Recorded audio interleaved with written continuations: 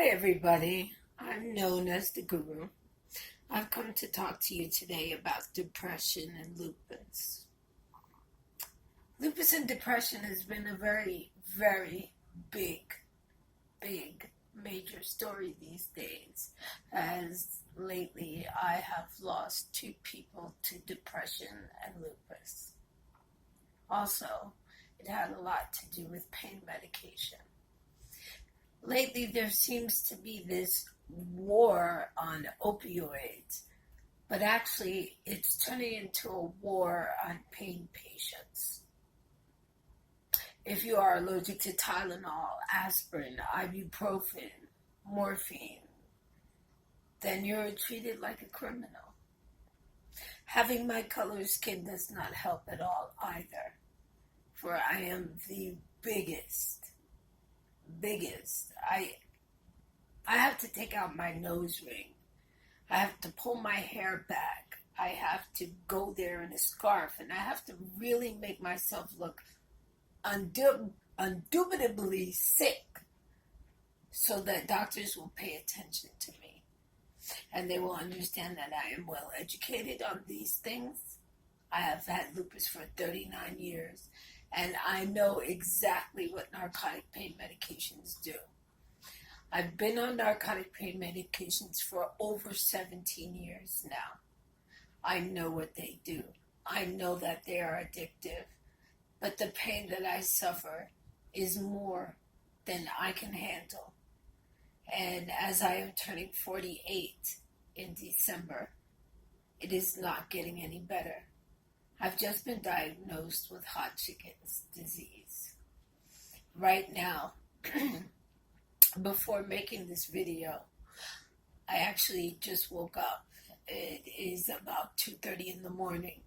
I had to change my clothing because I'm sweating. All I do is sweat in the middle of my sleep, and it's very irritating. So what happens is I have to get up and change my clothes at least 3 times. And then I have to take a Benadryl because my skin itches. Sometimes I have to sleep without clothing because it is very painful to wear clothing. That's when you know you're in a lot of pain, when wearing clothing is painful. My skin actually feels like it's on fire. Now let me explain the whole thing, right? A lot of people suffer from depression, okay?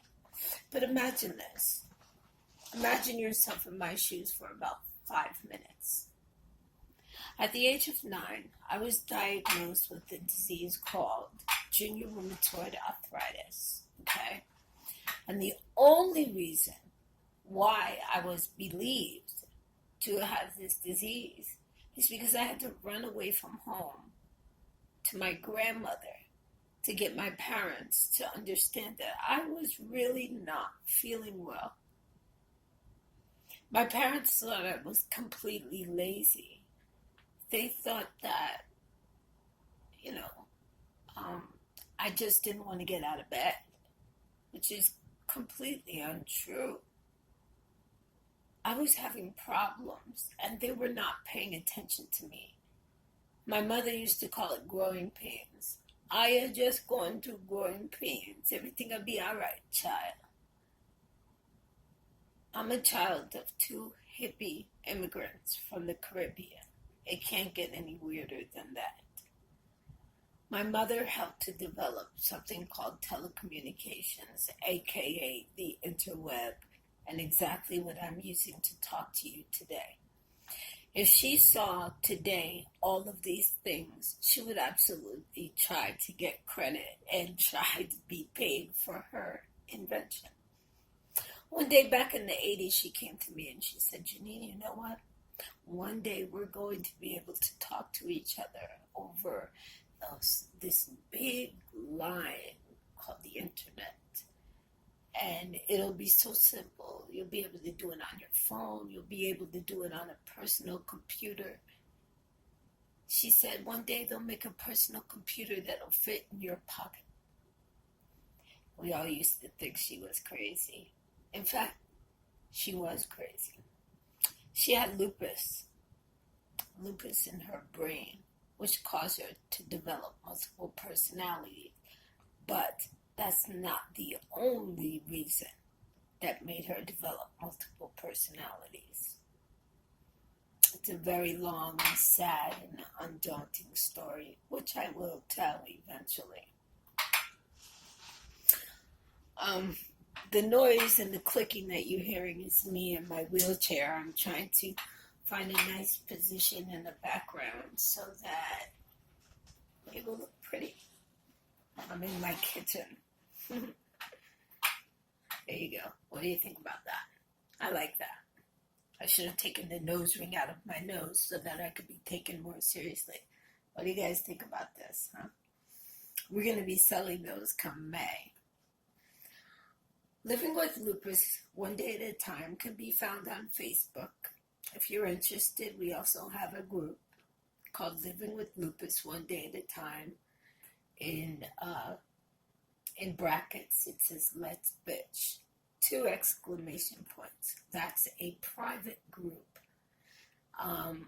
where we go and we complain about all the shit that's bothering us that normal, healthy people are tired of seeing us complain about on our regular, normal Facebook pages. My own children unfriended me because of that reason. But that's okay, because what goes around comes around, right? Mommy's not always going to be there when you need her. And you're going to wish that I was there. But that's neither here nor there. What we're talking about today is lupus. And yes, lupus does run in the family. Okay? I have it. My mother had it. I have it. Now my oldest daughter has it. And it's beginning to take a toll on her as well. And it's making me very sad because I don't want this for her. So we need to come up with a way to be proactive in our own care as well as the care for the future lupus patients. So how do we do this? We volunteer. Right now, as we speak, I am setting up a lupus phone line. Okay, because I'm very concerned about our mentally depressed people. There are a lot of us out there who are extremely depressed. People cannot accept the fact that their bodies are not working the same way they used to be. People are not able to accept the fact it's like dying. That's what it is. It's like dying. People feel as if they've died. Their whole life changes in a flash. They're no longer to be able to pick up a pen. They're no longer to be able to cook or good night. They're no longer able to cook. They're no longer able to stand up. There are women who can't even change their children's diapers anymore because of this disease. There are women such as myself who have lost children behind this disease. I'm talking about my children physically aborted themselves before they were born. I was pregnant 5 times. I have lost 3 children. And yet, I sit here as sane as the next person. Yes, I suffer. Yes, I become depressed. And yes, this newest diagnosis with cancer is killing me. But I soldier on. And I think about having a bright future. Do you know why? Because I know that in the end, at least I tried.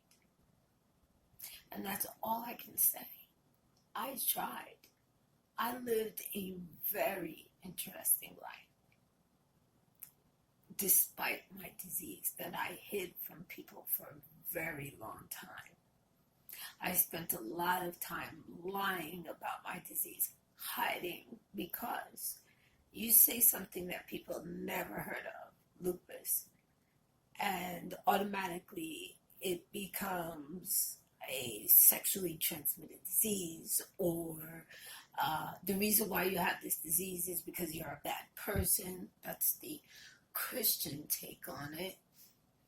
I had this disease because I'm a bad person and I deserve to have this disease. Nobody deserves this. I don't wish this disease on the baddest person I could think of right now, the child molester guy. I don't wish this disease on a child molester guy. I am in pain 24 hours a day, 7 days a week. There is no break. I receive pain medications that barely work. There is a tendency for people such as myself to overuse drugs like that, pain medications, but not me. I refuse. I know the dangers of addiction, especially addiction in my family. There are a lot of people who have been addicted to very bad things in my family. So I know that I must take these medications with caution. In fact, I understand the whole war on opiates, but it seems to be turning into a war on opioid patients.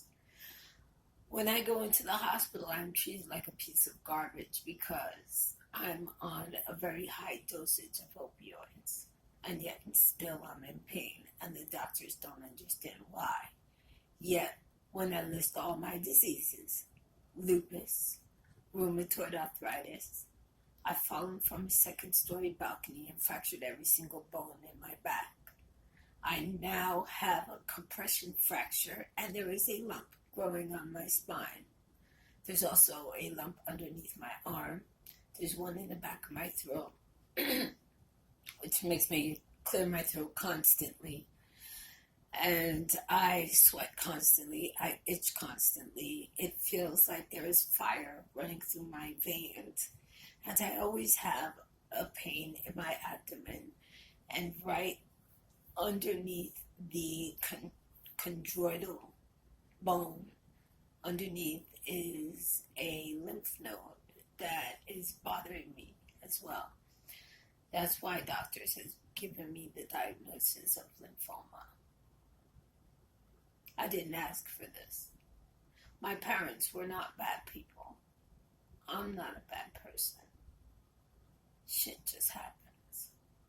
So what I have done is I've taken all the knowledge after 39 years of this disease. I've decided to come out, and I've decided to help those with this disease, to help those who have been newly diagnosed, to show people how to use the system to their benefit so that they can get the things that they need. There is one medication that I am taking at the present time which costs over $5,000 per injection, and that is the chemotherapy. Ridiculous. Now, what's going to happen to me when I start this chemotherapy? Only God knows. But I know that I will have faith, and I will continue to soldier on, and I will try to stay with you as long as I possibly can, so that I can get my message across and leave my destiny for my children and for your children and for the children who are coming up. It's important. Now, if you have any questions, please go to Living with Lupus One Day at a Time, #TheGuru. That's me. And ask me anything you'd like to. You can even leave a comment down in the box down there. Okay? This concludes our talk tonight about lupus and what I go through on a daily basis. Tomorrow, I will be showing you all the medications that I take. Unfortunately for me and a lot of members of the lupus community, we take more medicine than necessary.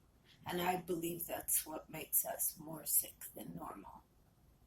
I have followed the directions on getting a new diet and changing my diet, but now with this new disease, I don't want to eat at all. Today I ate one piece of chicken. I'm losing weight like crazy because I don't feel hungry. And every time I eat, my stomach just gets upset. Am I depressed? Yeah. Am I sad? Yeah.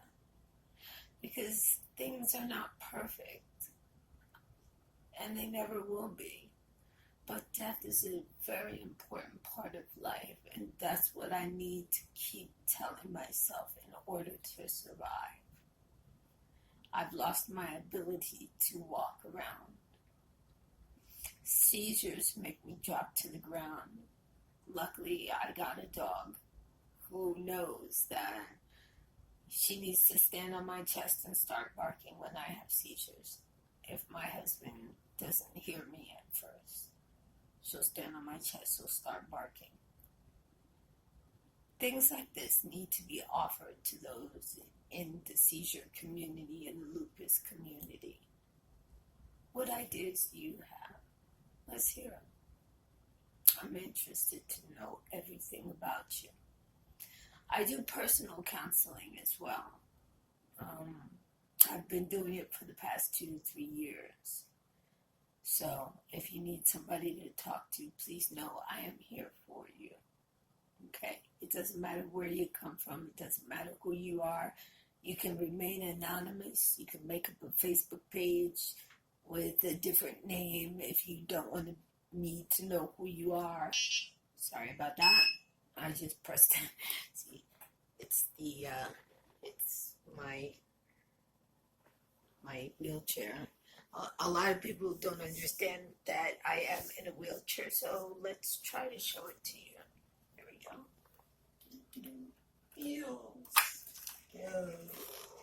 See that?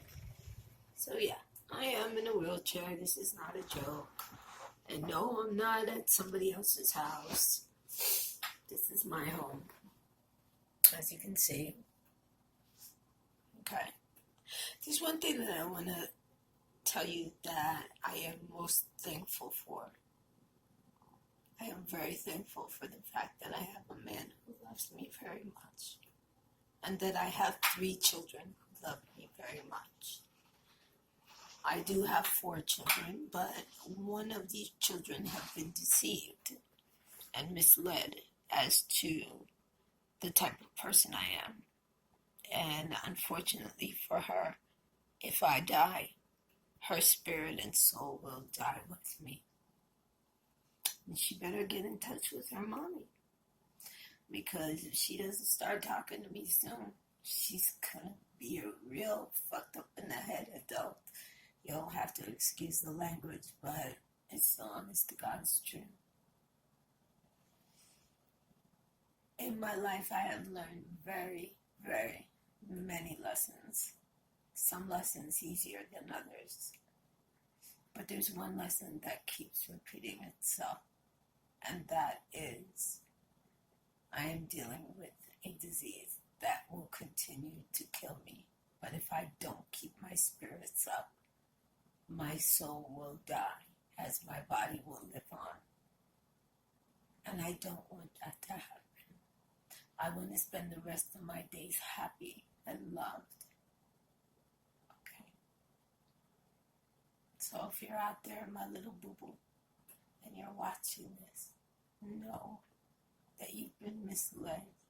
Mommy's not a bad person. Mommy just was sick.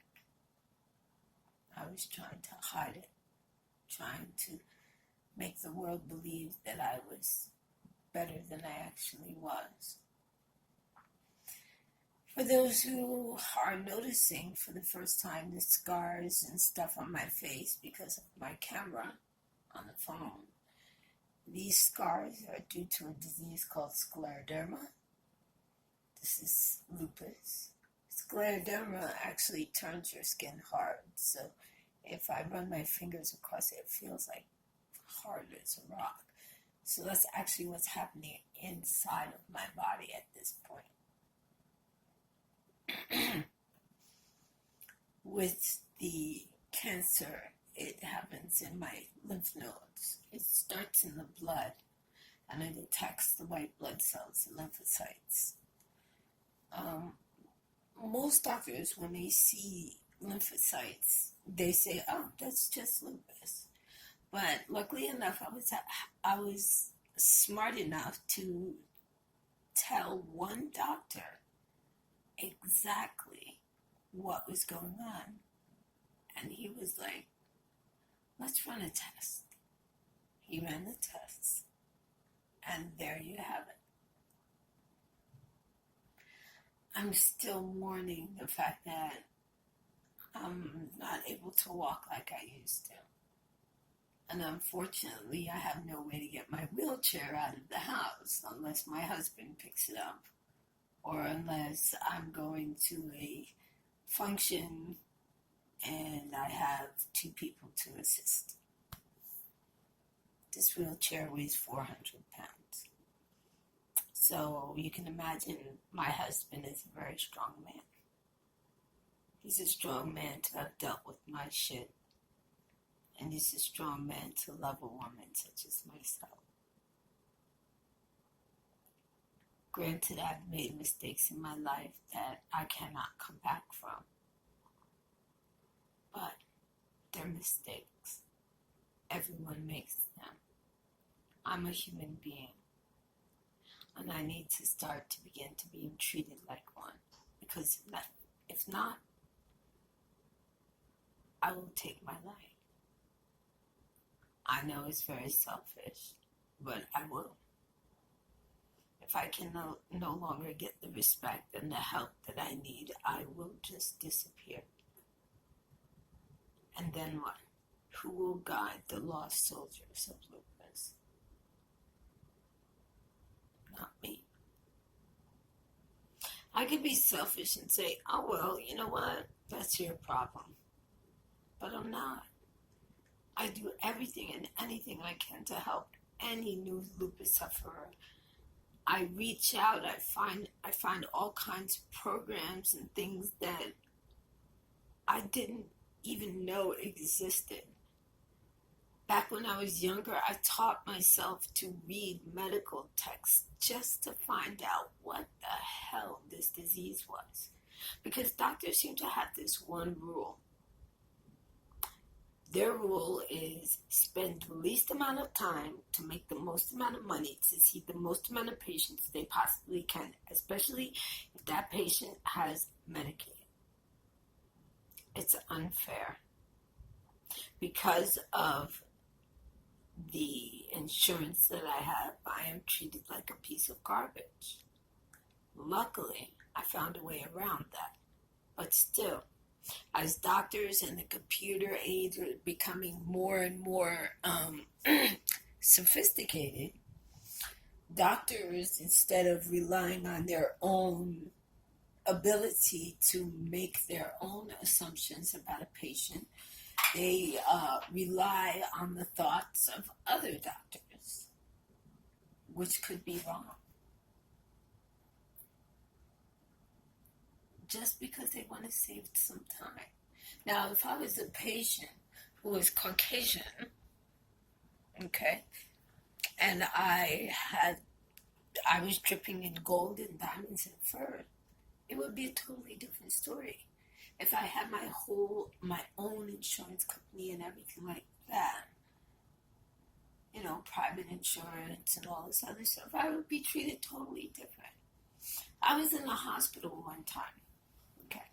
I went to the hospital. Excuse me. It's very uncomfortable to be in a wheelchair. I'm just letting you know that.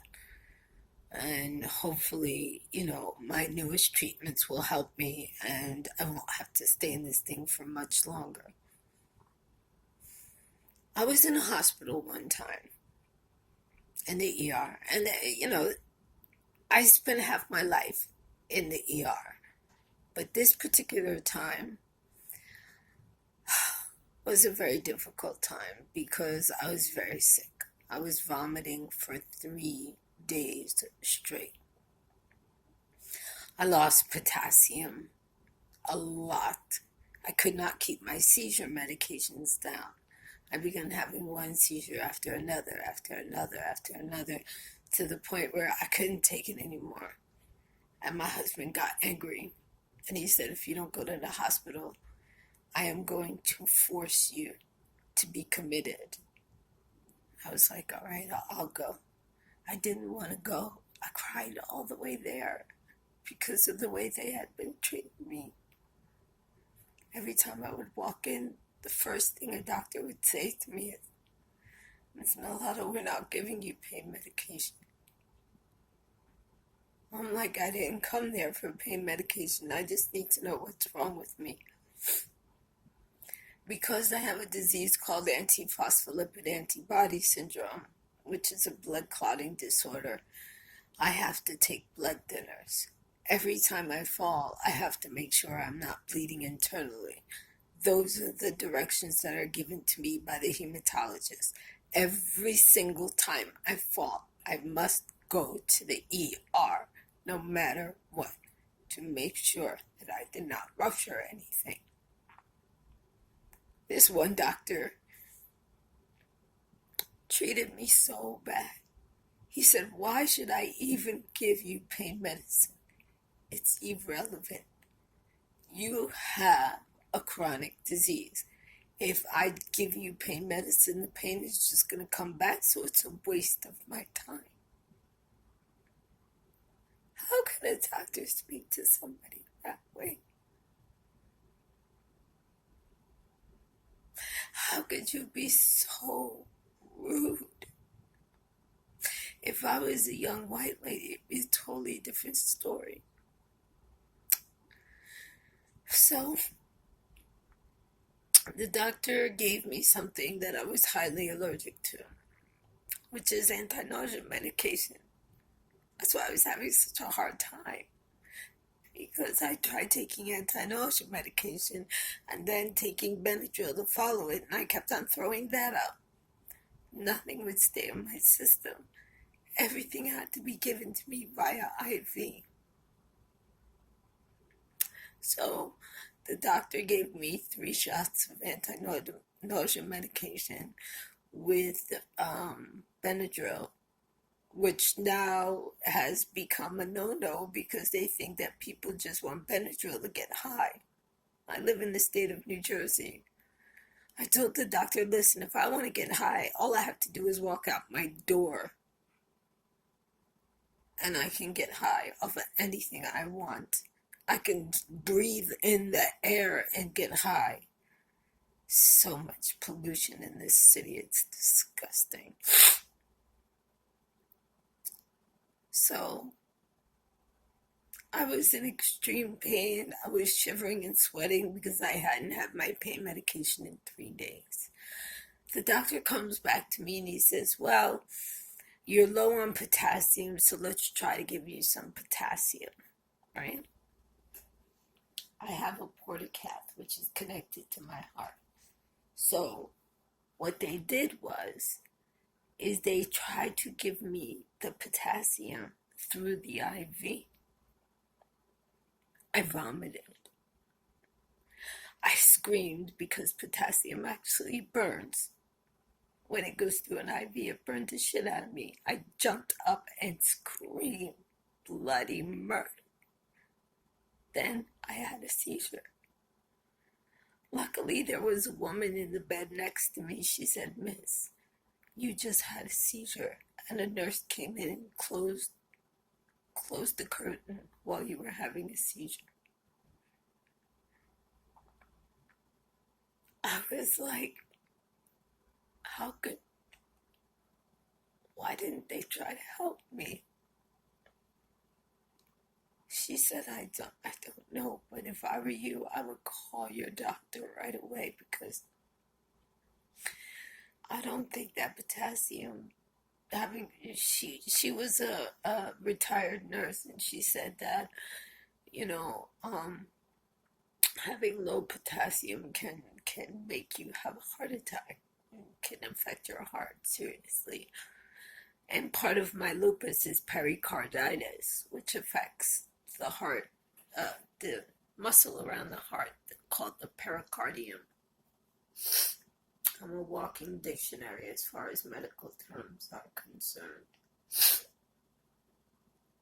This really hurts me because of the way I was treated.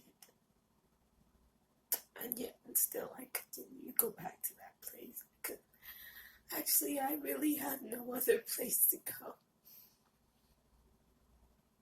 So, I called my doctor and I explained to her, I said, listen, I've been vomiting for 3 days. I told her my chest hurted, which it did, and the doctor did nothing about it. They did no scans of my chest, and I kept having seizures, and it was bothering me. When you don't have enough pain medication in your system, your body seizes. It's like an alcoholic, you know. Anybody who's been on narcotics for a long amount of time knows that. Any doctor knows that. But instead, 15 minutes later, the doctors come back and says, we're sending you home. And I said, oh, the hell you're not. And it was a good thing, too, because once I got on the floor, the doctor told me I had mild stroke. And if I would have went back home, I could have died. My life is constantly like that because of doctors and their racism. I look neither black nor white nor Hispanic. Yet, I speak with a clear and concise tone of voice. So, doctors are very confused by me. I go in crying from the pain, and they call them crocodile tears. They treat me and send me home. And some doctors really make some bad decisions when they send me home. I went to one hospital, and they actually sent me home with pneumonia. I went back to the hospital with a fever of 104 and said, now, will you please help me? I nearly broke the fucking thermometer. I had pneumonia. And I slept for 3 days in the hospital. I nearly coughed up a lung. And they asked me what took me so long to get to the hospital. And I just look at them with this blank stare on my face to say, because all you people care about is not getting in trouble for pain medication. Not about the patient. All you say is, you're chronically ill, you're gonna die, so go die somewhere else quietly. I can't imagine what's gonna start happening to me once I start receiving these chemotherapy drugs. I know lupus is going to do something crazy to it. I just know it. But let's not call it that way. Let's try to stay positive. So I will. And I will keep you informed. I am the guru. I'm signing out. And I hope you learned a lesson from my ramblings today. God loves you. I love you. But most of all, love yourself. Put your L's and your W's up. And continue to keep the love inside. Right.